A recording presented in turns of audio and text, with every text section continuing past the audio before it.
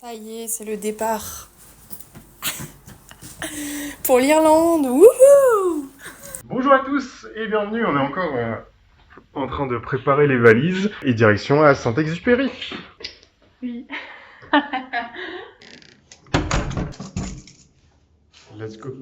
Mort de rire, il a cassé sa valise, du coup il est obligé de la porter à la main. Déjà pétence ici. Ah, je suis morte.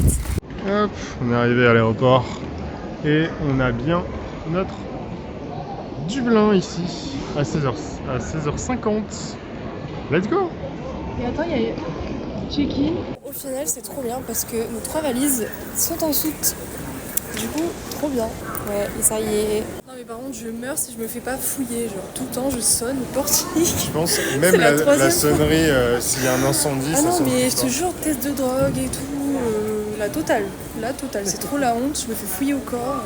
Enfin, tout ça pour au final rien. Parce que j'ai rien. Bienvenue à bord, direction Dublin. On vient de décoller de Lyon pour un vol d'environ 2h15 au-dessus de 1900 km, cap vers l'Irlande et ses légendes. C'est le moment parfait pour s'évader, laisser derrière soi la routine et se préparer à explorer l'une des capitales les plus vibrantes d'Europe. Entre la France et l'Irlande, à 10 000 mètres d'altitude et un fuseau d'horaire de moins d'1 heure à l'arrivée, je vous embarque dans un city trip où histoire, culture, ponts mythiques et lieux incontournables vous attendent. Attachez votre ceinture, le vlog sur Dublin commence maintenant.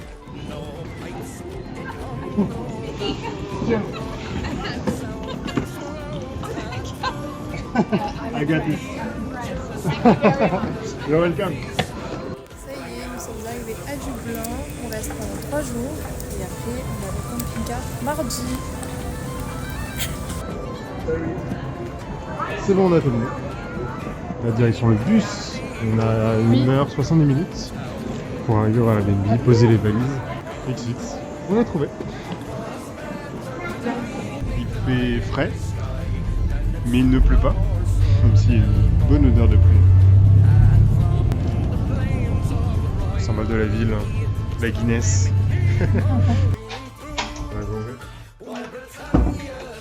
Ah, Mais par contre, on en parle qu'il est 3h30, il y a l'alarme. Dans notre chambre, j'ai sursauté les gars. Et en fait, on est dans une chambre avec des gens. Ils sont pas français, ils parlent anglais. Il y a un mec, il a cuit un steak dans le four. Du coup, ça a mis le feu. Mais what the fuck? Bon, au final, tout va bien. Il y a eu un petit départ de feu, mais qui était maîtrisé. Et l'alarme a mis sa vie à s'éteindre, mais horrible de se faire réveiller comme ça. Au final, c'était pas des steaks, c'était du pain. Genre, le mec, il a cramé le pain dans le four. Il faisait son petit déj avant d'aller bosser. Ouais. À 4h du matin, frérot. 3. Bah, en fait, là, en soi, il est 4h17. Ah. C'était 3 heures passées. Mais j'arrive pas à dormir. C'est horrible.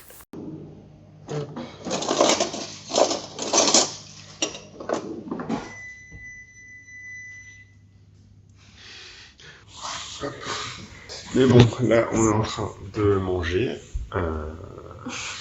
Puis ensuite, on va se diriger vers Dublin. Oui. Avec Tolap. Première journée en Irlande à se balader. Là, du coup, on se dirige vers Dublin à pied. Et puis au passage, on va essayer de voir des choses sympas sur la route. Notamment pour commencer, le parc de Montagus. De Saint-Agus. C'est très vert. Il a plu dans la nuit. Montargus est une église nichée au cœur de Dublin Sud, loin de l'agitation urbaine. Elle abrite un secret unique. C'est la seule église d'Irlande à contenir le corps d'un saint canonisé. Elle porte son nom en l'honneur de Saint Charles de Montargus. Né John Andrew Robben en Hollande en 1821, ce prêtre est arrivé ici en 1857. Imaginez le Dublin de l'époque, une ville rude avec de nombreux bordels où la boisson coulait à flot, où les meurtres étaient fréquents et la moralité incertaine. Sa renommée pour ses dons de guérison était connue de tous. Des centaines de personnes, parfois jusqu'à 300 par jour, affluaient pour ses bénédictions. Ses funérailles furent un événement sans précédent. Malgré une forte neige, des milliers de personnes venues des 4 coins de l'Irlande ont défié les éléments pour lui rendre un dernier hommage. Son corps fut ensuite transféré à l'intérieur de cette église en 1949. Ce fut un événement historique retransmis à la TV nationale, avec notamment la présence de la présidente d'Irlande à Rome. Thank you very much. Where are you actually staying around here? Maybe 5 minutes walk on the other side. Bon, on vous explique tout. Ça faisait 30 minutes qu'on était dans Dublin. On était dans une église. Et genre, il y a un mec, il nous appelle. Du coup, on y va et tout.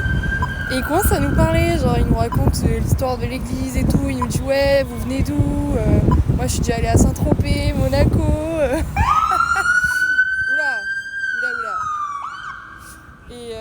Et genre trop chou. Et après il nous attendait à la sortie de l'église.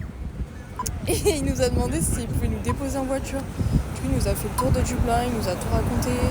Franchement on comprend un mot sur 10. Non, moi je comprends 80%. Non, pas le début. Je comprenais rien. Ça dépend quand il grommait. Des fois il faisait yes. Et en vrai c'est un peu dur de comprendre parce qu'il parle hyper vite. En plus, il avait 80 ans le papy. Ouais, c'était un vieux. Et il pense que Vincent c'est un local. Il m'appelle Vinny. Donc voilà, c'était hyper drôle. Il t'appelle Super Mario. Il a lâché des petites blagues et tout, c'était trop drôle. Enfin voilà, en vrai ça commence bien et si on fait des petites rencontres comme ça, c'est sympa. Donc la morale de l'histoire, c'est que les gens ici sont hyper accueillants. Surtout ils pensent que toi t'es un local, donc... Donc là on est arrivé au centre-ville de Dublin et on est parti pour une petite visite qui va être découverte un peu à l'arraché. Et donc là on est devant la Banque d'Irlande. Nous entrons dans l'université de Dublin, Trinity College. Au XVIe siècle, l'Irlande n'avait toujours pas d'université malgré de nombreuses tentatives passées. La réforme protestante battait son plein en Europe et il était crucial d'ancrer cette foi en Irlande. La solution ? Une université pour planter dans la religion la civilité et la vraie obéissance. Et bingo, en 1592, la reine Élisabeth Ier fonde le collège de la Sainte et Indivisible Trinité de Dublin, aujourd'hui connu comme Trinity College. Mais la vie à Trinity n'était pas toujours paisible. En 1734, le professeur Edward Ford, qui y vivait, a eu ses fenêtres brisées par des étudiants indisciplinés. Exaspéré, il a tiré un coup de pistolet. Les étudiants sont revenus armés et l'ont abattu. Le collège, d'abord entièrement protestant dans un Dublin majoritairement catholique, a connu des siècles de tensions.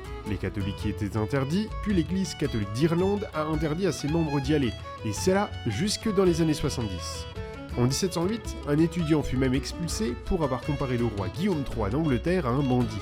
Même la guerre d'indépendance irlandaise a marqué le campus. En avril 1916, lors de l'insurrection de Pâques, des troupes britanniques ont installé leur quartier général ici, dormant sur les marches des bâtiments et attachant leurs chevaux aux grilles. Trinity abrite des sociétés étudiantes légendaires comme la University Historical Society, fondée en 1770, la plus ancienne société étudiante du monde. Des noms comme Oscar Wilde, qu'on verra juste après, Samuel Beckett et d'autres en ont été membres.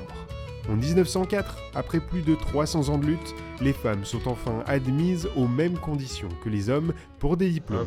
On est dans un restaurant irlandais, le O'Shea's Restaurant. Moi j'ai pris un Irish stew, un ragoût irlandais. Toi tu as pris Chicken au poivre. Chicken au poivre. Au poivre. Pepper chicken. Et on va se péter le bide.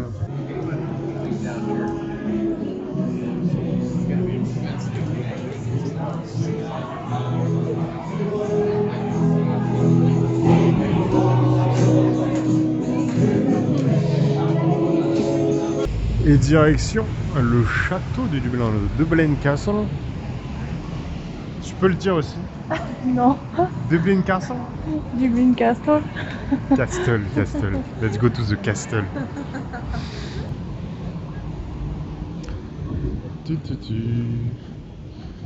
Il est juste là. Bienvenue au Dublin Castle.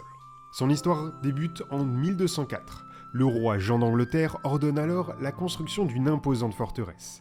Sa mission, défendre Dublin, assurer la justice et protéger le trésor royal. Son emplacement n'est pas anodin, au point culminant de la ville, à la confluence entre les rivières Podol et Liffey. D'ailleurs, cette Dublin, la mare noire formée par la Podol, qui donnera son nom à Dublin. Pendant plus de 7 siècles, le château de Dublin incarne la domination britannique en Irlande. Initialement conçu comme un château normand typique, avec ses 4 tours circulaires, il est ravagé par un incendie en 1684. Mais de ses cendres renaît un somptueux palais de style géorgien. En 1907, un mystère plane sur le château. Les joyaux de la couronne irlandaise sont volés de la tour Belford. Ces précieuses reliques ne seront jamais retrouvées et personne ne sera formellement condamné. C'est à ce jour l'un des plus grands mystères non résolus d'Irlande. Puis vint le soulèvement de Pâques de 1916. Le château de Dublin est au centre de l'action. Le tout premier soldat à tomber lors de ce soulèvement est un garde à l'entrée du château. Peu après, le capitaine Ruppel, Seine Colony, est abattu en hissant le drapeau insurgé sur le toit de l'hôtel du ville voisin. Mais il faudra attendre le 16 janvier 1922. Après plus de 700 ans de domination britannique, le château est enfin remis par le dernier vice-roi d'Irlande à Michael Collins et au nouveau gouvernement irlandais. C'est la naissance de l'État libre d'Irlande. La légende raconte que Michael Collins, en arrivant avec 7 minutes de retard, répondit au vice-roi furieux « Vous pouvez avoir vos 7 minutes, nous, on a attendu 700 ans !» Une phrase qui résonne encore comme un symbole d'indépendance. De 1880 à 1922, le château de Dublin n'est pas seulement un siège administratif, c'est surtout le cœur du renseignement britannique en Irlande. Initialement quartier général des forces de police, il devient une base ultra secrète. Mais le grand jeu de l'espionnage change de camp. Michael Collins, le légendaire chef des services de renseignement de l'IRA dès 1919, infiltre massivement le château avec ses agents doubles. Il en fait sa cible principale, transformant la forteresse en son propre terrain de jeu. Leurs informations, transmises à Collins, paralysent le système britannique, créant une stupeur totale. Aujourd'hui, le château de Dublin a troqué son rôle de forteresse pour celui de centre gouvernemental, pôle de conférences et attraction touristique. Ces magnifiques salons d'État résonnent encore des grands moments de l'histoire irlandaise.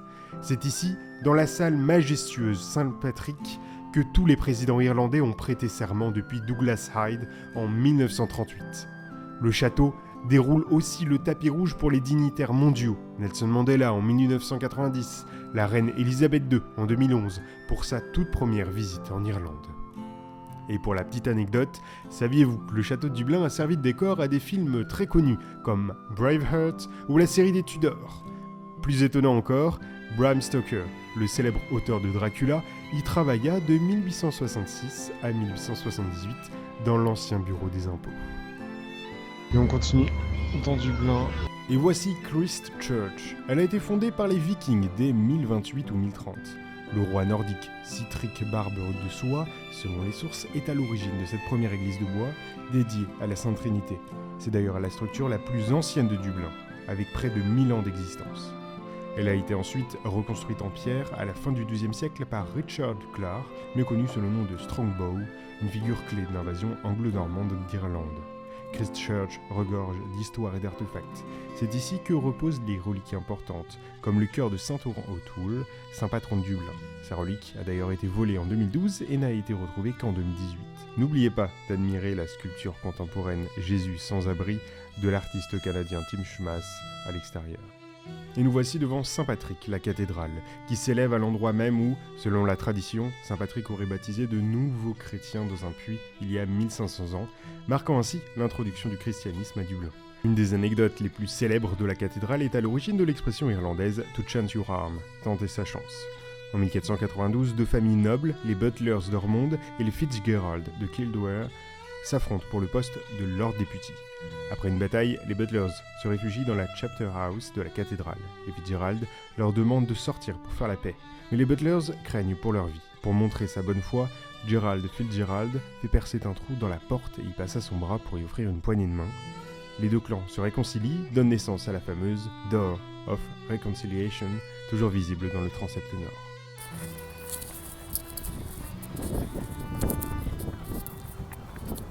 Ce soir, on se bourre la gueule.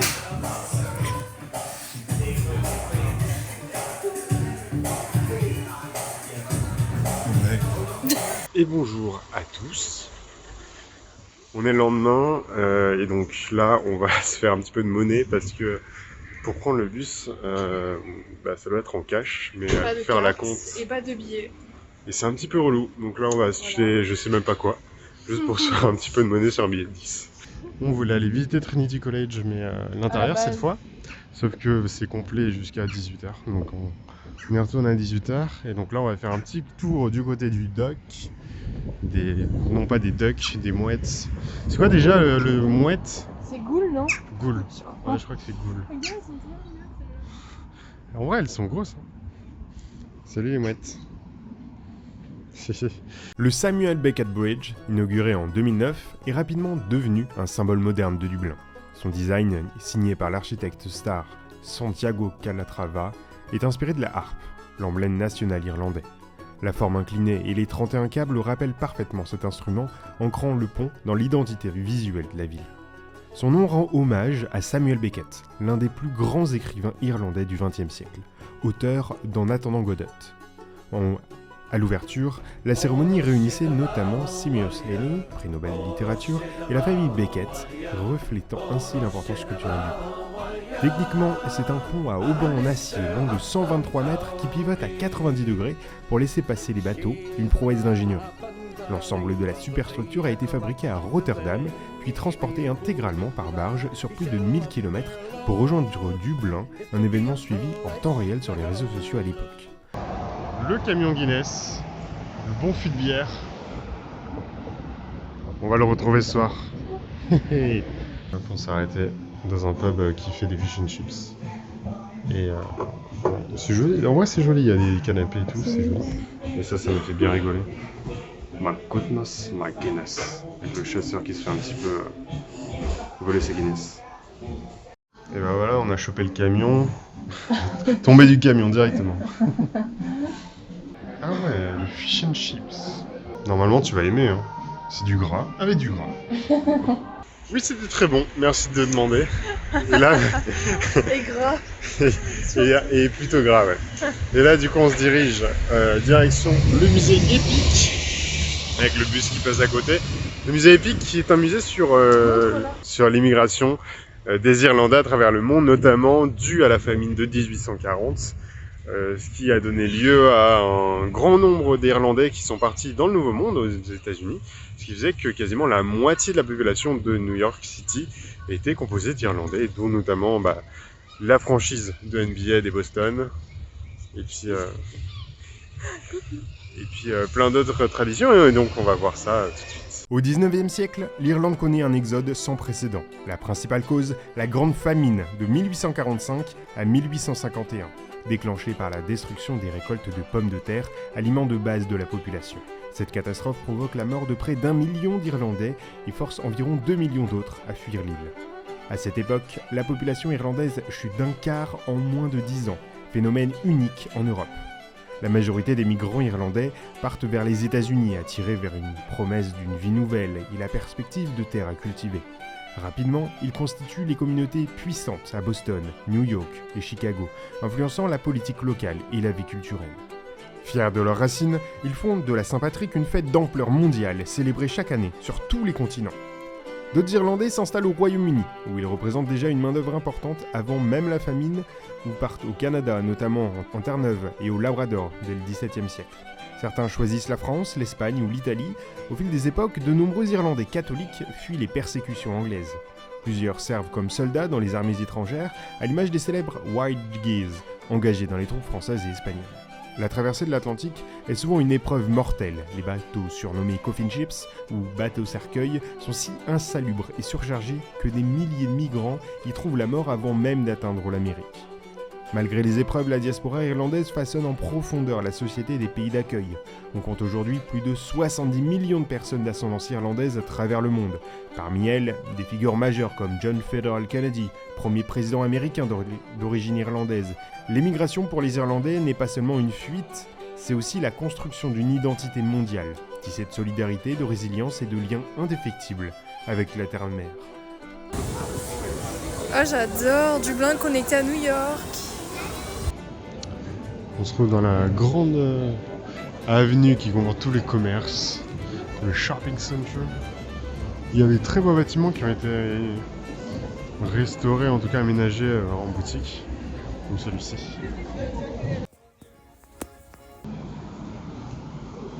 Et regarde, il y a la petite souris. On est dans Temple Bar.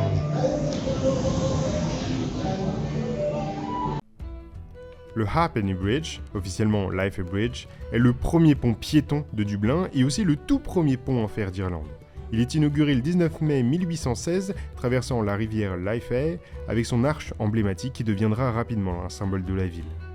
Le péage, fixé à un demi-penny, sera augmenté temporairement à 1,5 penny. Il sera finalement supprimé en 1919 et les tourniquets démontés. Le pont aurait pu disparaître un an après son inauguration, si les Dublinois l'avaient jugé inacceptable. Mais il gagne rapidement une place unique dans le cœur des habitants. Hop, on est de retour au Trinity College pour cette fois visiter enfin la bibliothèque, puisqu'on a les billets. Et c'est là-bas, je crois. Regarde, il y a une flèche. Allons-y. La bibliothèque du Trinity College de Dublin, fondée en 1592 en même temps que l'université, est la plus ancienne et la plus grande d'Irlande. Sa collection dépasse aujourd'hui les 6 millions de volumes, incluant des livres imprimés, des manuscrits, des cartes anciennes et une vaste sélection de partitions musicales, reflet de plus de 4 siècles d'histoire académique. En 1801, la bibliothèque reçoit le privilège du dépôt légal. Cela signifie qu'elle obtient une copie de toute publication éditée en Grande-Bretagne puis en Irlande, ce qui explique l'expansion continue de ses collections. La Long Room, célèbre allée de 65 mètres, impressionne par sa hauteur et ses étagères et la quantité de bustes d'auteurs illustres qui l'ornent. La Long Room accueille régulièrement des expositions, des événements littéraires et artistiques et reste l'une des principales attractions de Dublin, attirant chaque année des centaines de milliers de visiteurs curieux de découvrir ses trésors et son atmosphère d'un autre temps. La bibliothèque n'est pas qu'un musée du livre, elle reste un centre vivant de recherche, de création et de rayonnement académique. Elle est pionnière sur ses méthodes de conservation et l'accès à l'information, tout en conservant le respect de traditions séculaires.